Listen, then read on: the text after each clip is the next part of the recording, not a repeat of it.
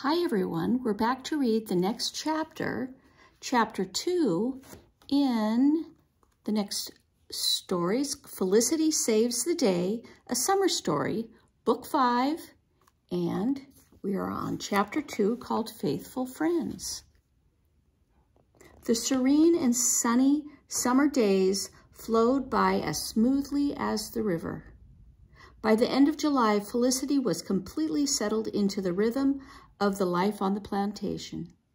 She often thought of her father and Ben and her dear friend Elizabeth back home in Williamsburg.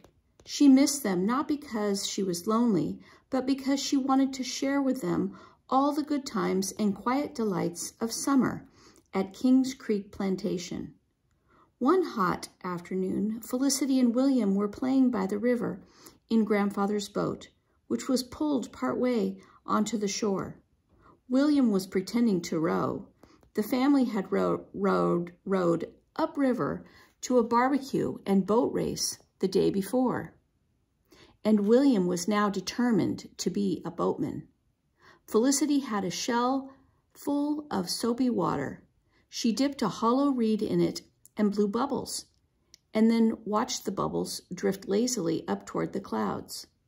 The sun was as heavy as a weight on Felicity's back, but she had taken off her shoes and stockings so that she could dangle her legs over the end of the boat and dip her toes into the river water. And her wide-brimmed straw hat shaded her face, so Felicity felt perfectly comfortable. Nan appeared at the top of the bluff. She waved and called out as she ran down to them, "Lissy, William, 'tis time for dinner." William quickly climbed out of the boat. He was always interested in dinner, but Felicity sighed as she pulled her feet out of the water. She was always sorry to go inside. "Lissy," giggled Nan when she got to the boat. "Gracious me, hurry and put on your shoes and stockings. Mr. and Mrs. Wentworth are here to visit. It wouldn't be proper for guests to see you bare-legged." Felicity sighed again as she put on her shoes and stockings. "I wish we had no guests today," she said. "I'd rather stay out of doors." There were very often guests for dinner. Ladies and gentlemen from all the neighboring plantations came to call on Mother. She had grown up here on Grandfather's plantation, and all her old friends were eager to see her. Felicity liked it very much when families with children visited. All the children had dinner by themselves, separately from the adults. They ate their dinner quickly, and then they were free to go out of doors. They went for walks or played battledore or shuttlecock on the lawn.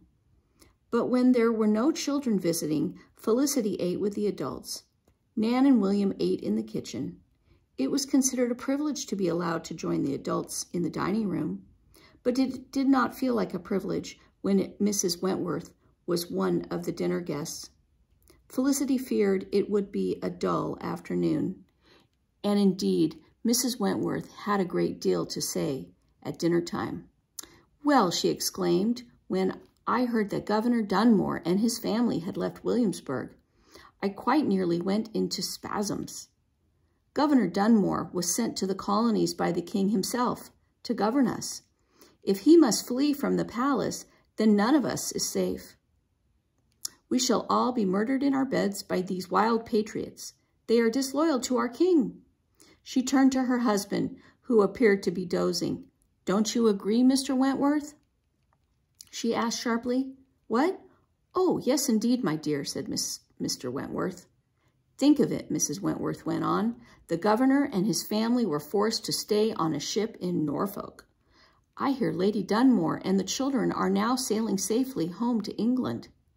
Well, Mrs. Wentworth's plumpish face was pink as a boiled ham. "I'm simply scandalized. I'm glad you're far from Williamsburg this summer, my dear Mrs. Merriman, and your dear sweet children. Do you not fear for your husband? And you in your condition, too?" Felicity saw her mother blush. Mother was expecting a baby in the winter. "My dear Mrs. Wentworth," Mother said calmly, "do not upset yourself. 'Tis true the governor and his family left Williamsburg. Relations between the governor and the colonists were no longer friendly, but 'twas a peaceful departure. No one wished the governor or his family any harm. As for my husband, Mother smiled, I've no fear for him. He is a sensible, peaceful man. He keeps a cool head. Mrs. Wentworth waggled her head. Well, she went on, all this trouble began in November, when those hot-headed patriots threw crates of tea into this very river, just down the road in Yorktown. 'Twas then that so many merchants decided to stop selling tea in their shops. They stopped because they were too disloyal to pay the king's tax on it. Scandalous, if you ask me. No one had asked Mrs. Wentworth. In fact, no one had said anything at all. Felicity, Mother, and Grandfather were awkwardly silent because Felicity's father was one of the merchants who had stopped selling tea in his store. He had stopped because he believed the king's tax was unfair, not because he was disloyal. Felicity glanced at Grandfather. She knew he thought Father was wrong not to sell tea, but Grandfather was too polite to say anything that would make Mother uncomfortable in front of the Wentworths. 'Tis a good thing Ben is not here, Felicity thought. Ben was a patriot, heart and soul. He'd be sure to say something that would send Mrs. Wentworth into spasms. The dining room was hot and stuffy, and Mrs. Wentworth's words only made it worse. Felicity knew she should sit still and appear to be interested in the conversation, even though she did not like what Mrs. Wentworth was saying. But her feet were jumpy and her legs itched. There was sand stuck in her stockings. Felicity put her hands through the slits in her gown and petticoat, as if she were reaching into her pockets. She slipped her hands past her pockets, untied her garters, and put them in her pockets. Then she jiggled her legs so that her stockings fell down around her ankles. Ah, now that's better. Gracious, said Mrs. Wentworth suddenly. Felicity realized Mrs. Wentworth was looking at her. Felicity, Mrs. Wentworth puffed, you are as twitchy as a cat's tail. What ails you, child? Quickly, Felicity put her hands up on the table. She began. Grandfather rescued her.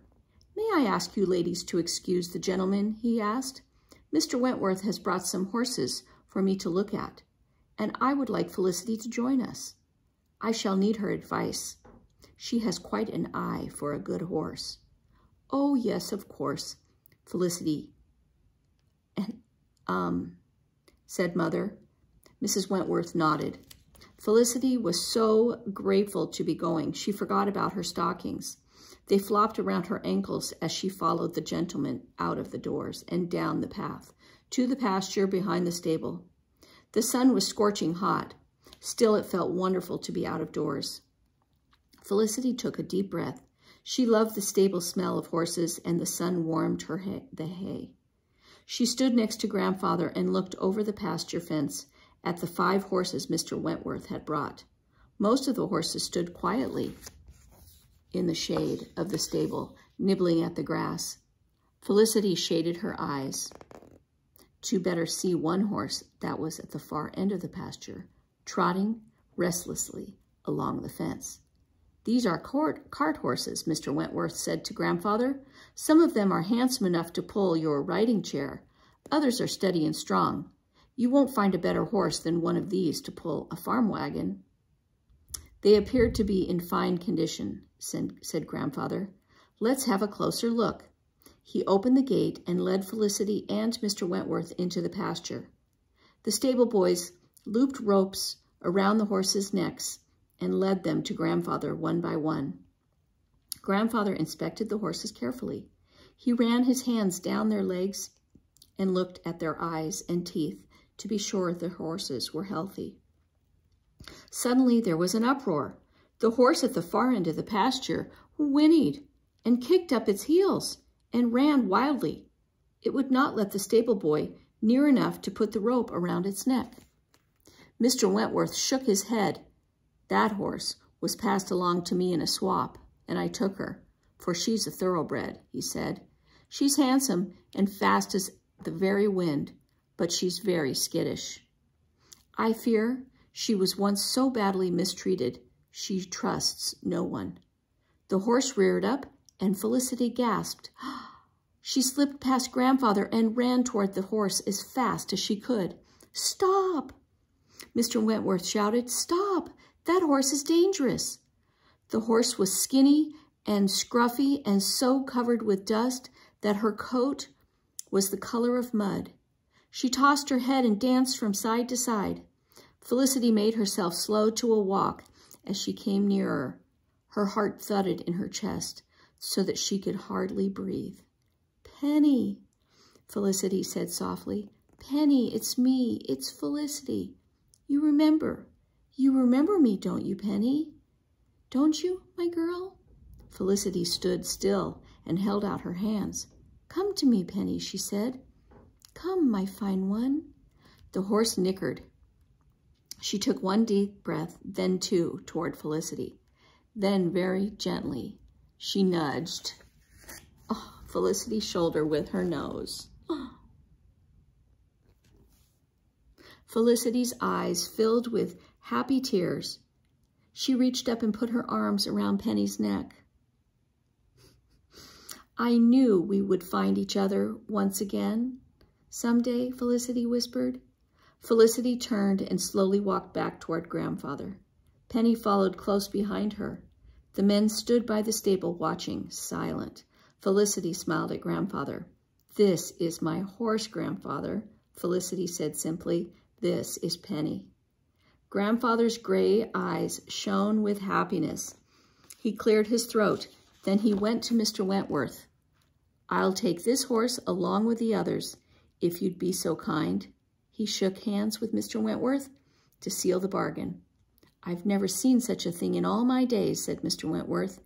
It does my heart good to know that horse has found a home. He turned to Felicity. You're a brave young lady, he said. You deserve a horse as spirited as this. She does indeed, said Grandfather. She does indeed. That night, Felicity took paper from the leather pocketbook Father had given her. She wrote a letter to Father and Ben to tell them about Penny. She knew Ben would be happy because he had shared her secret about taming Penny last autumn. That had been the beginning of her friendship with Ben. Then Felicity wrote, 30 July, 1775. My dear friend Elizabeth, I pray this letter finds you in good health and good spirits. Such great happiness is mine. Today, my dear horse Penny is returned to me. Grandfather has purchased her. I am to care for her while I am here. All this afternoon I have spent with her, brushing and currying her. She is thin but in good health. My joy is twice as great because I know you share it with me. You hoped for Penny's return as much as I did, and never let me lose faith. Tonight my heart is full of happiness and full of love for you. I am and shall be forever your faithful friend, Felicity Merriman. And that is the end of chapter 2, and we will read chapter 3 next time.